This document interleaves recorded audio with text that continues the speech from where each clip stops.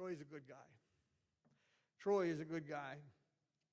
He called me after they were married, and he wanted me to hire him. He wanted to work for me. I was a general manager at the Home Depot in La Crosse, Wisconsin. And I said, that's fine. I'd be glad to hire you. I knew Troy was a great guy. I knew he would excel. My job was to train talent, to promote them, and help them. We needed managers all over the country. And so we brought him up, and I put him on the fast track, and within a short amount of time, I had promoted people and had them in Wisconsin and Minnesota and Michigan and Illinois and Cincinnati, promoted people all over. I promoted more people than anyone else, so I knew I could get him promoted. He was going to get promoted. He would be in a job that would have a salary. It would have stock options. It would have bonuses. He could reach six-figure income yearly, and he could have seven figures in his bank account if he just stayed the course. And a short time after being there, he come up and said, Corby, I got to quit. I was taken aback. I'm giving it this great opportunity. He said, Corby, I got to quit. And I said, Troy, why? Why you got to quit? He says, I got to help people. He said, I'm not helping people selling 2x4s and drywall and nails. I'm not helping anybody. He said, I got to help people. He said, I got to go back. I want to go back to the ambulance. I want to go back. And he wanted to be a police officer. He wanted to be a fireman. Why did he quit? Why did he go back and make $7.50 an hour or whatever it was when he could have been making a six-figure income? Because he's a good guy.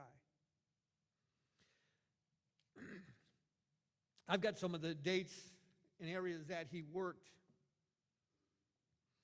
places that he worked, and I want to go over them just to get an idea of the life that he lived.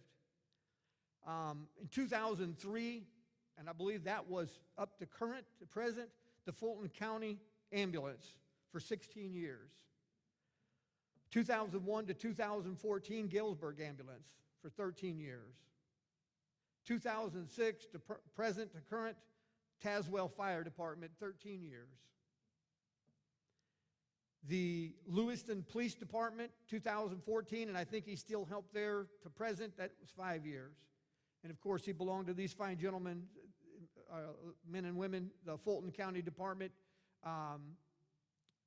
Sheriff's Department, 2015 to present. Troy, why did he pass up all of that opportunity? Because he was a good guy, because he wanted to help people. The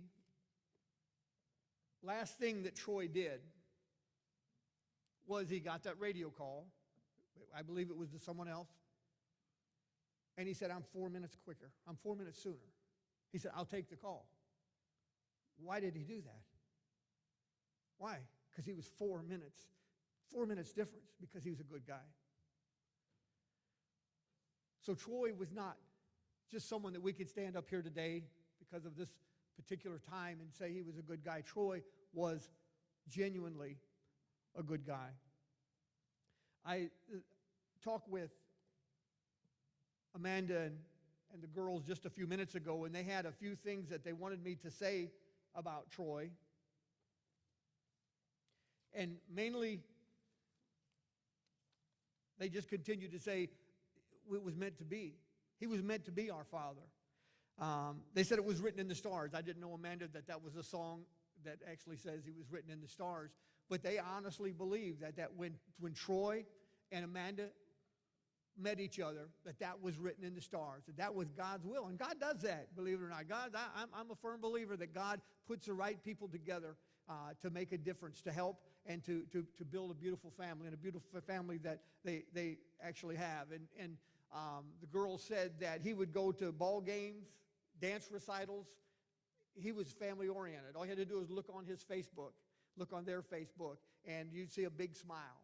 From Troy, from Amanda, from the girls, there'd be a picture. They lived on the edge of their means simply because they lived. They didn't care about tomorrow. They care about living, and they couldn't have done it better. No one knew that we'd be here today, and they couldn't have, if we'd have waited until we get old, or waited until we have enough, or waited until we saved enough. They didn't. They went out and lived life every day and enjoyed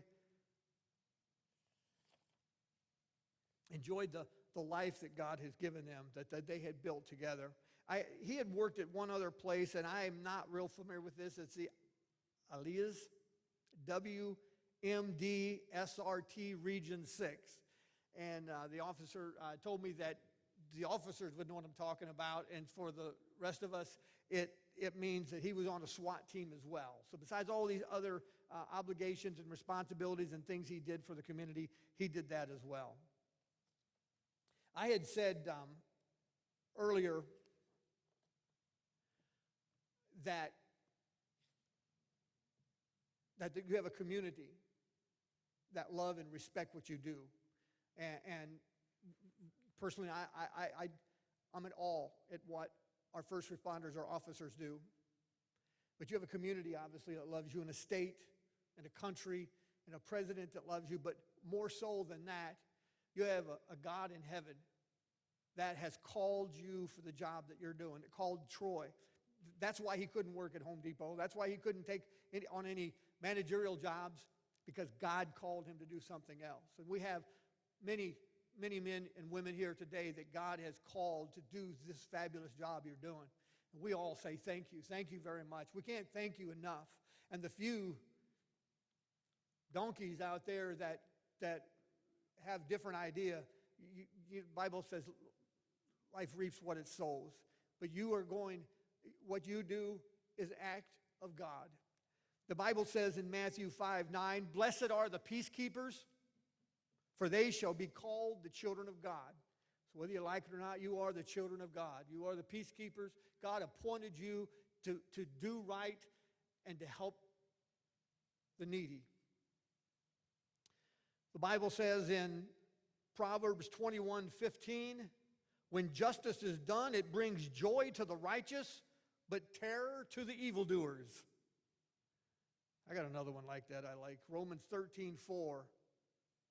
For if God's servants, the officers, the first responders, are there for your good, but if you do wrong, talking about mankind, everybody else, if you do wrong, be afraid, for he does not bear the sword in vain. For he is the servant of God, an avenger that carries out God's wrath on the wrongdoers. And that's what you officers do, and we thank you for that. The Bible says in Proverbs 82:3-4, defend the poor and the fatherless. Do justice to the afflicted and needy. Deliver the poor and needy. Rid them out of the hand of the wicked.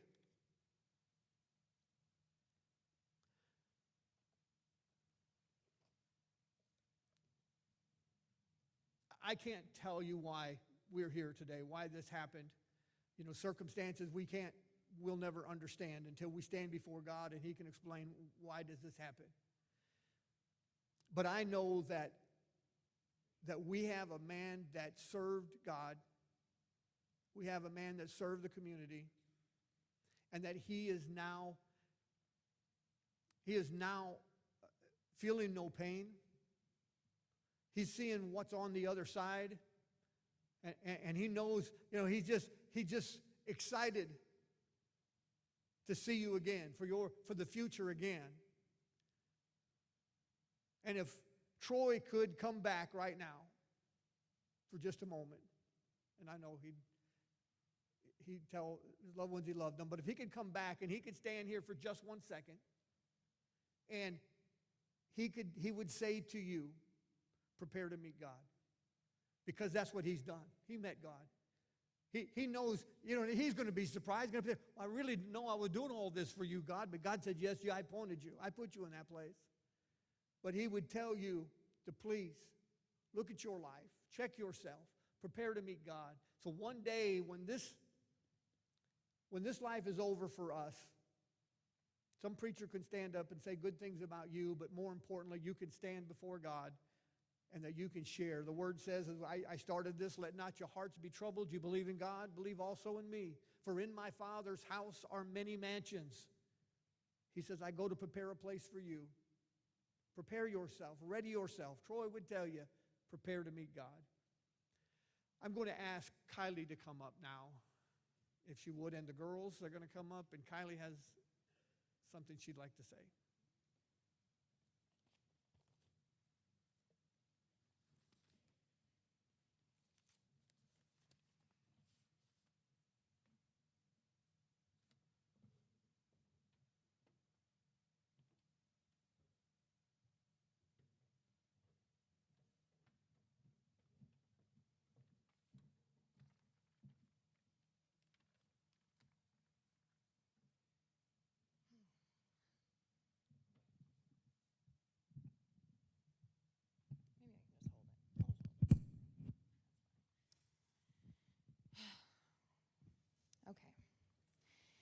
There will never be a good enough phrase or a high enough honor to sum up everything that this man was. There will never be enough that I or anyone else can say to lessen this heartache. You all lost something, but we lost everything. Every kid grows up thinking that their dad is a superhero, but we grew up to realize that he actually was, and we knew that every second.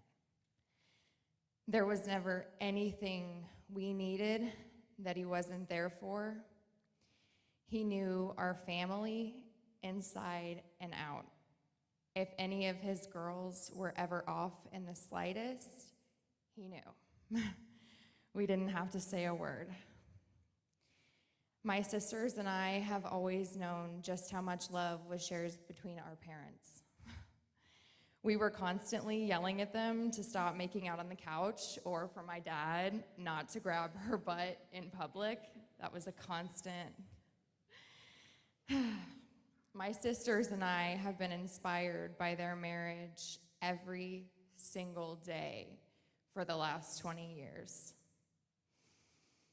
There aren't many people in this world that can say that they are fulfilled in every single way by being a parent.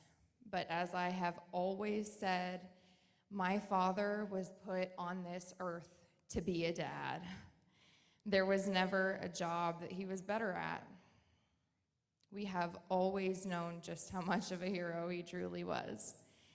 Everything that I have accomplished, everything I have yet to accomplish has always been for him. I was terrified to start this job on the ambulance. I truly did not know if I had what it took, if I could measure up to all that he was as a medic, but he did. He always knew how strong I was, even when I didn't know.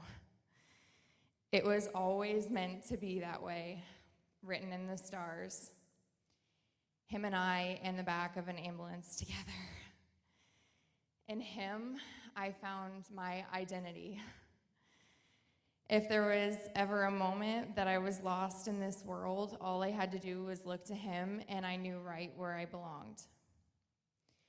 No one will ever understand everything that my family has lost. He is the biggest part of who we are, and he always will be. We will long for him for the rest of our lives. My family cannot thank any of you enough. Oh, they say it takes a village. Well, we have an entire nation. We cannot tell you how much it means to see him honored this way. We cannot tell you how honored we are, how honored we feel just to be his daughters and his wife. And we have felt that every day. No man in this world is more deserving of everything that has been. My family will live on because of the strength that he has instilled in us. We are Chisum strong. Thank you. But one more thing. Go Vikings. Go Vikings.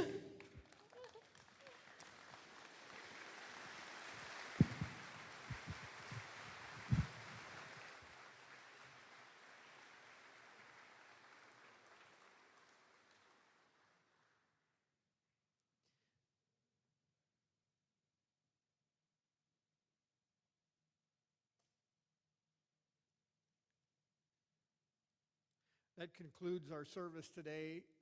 If everyone could stay seated, it concludes the indoor service. If you could stay seated until you're moved, asked to move, and there'll be more of the ceremony outside.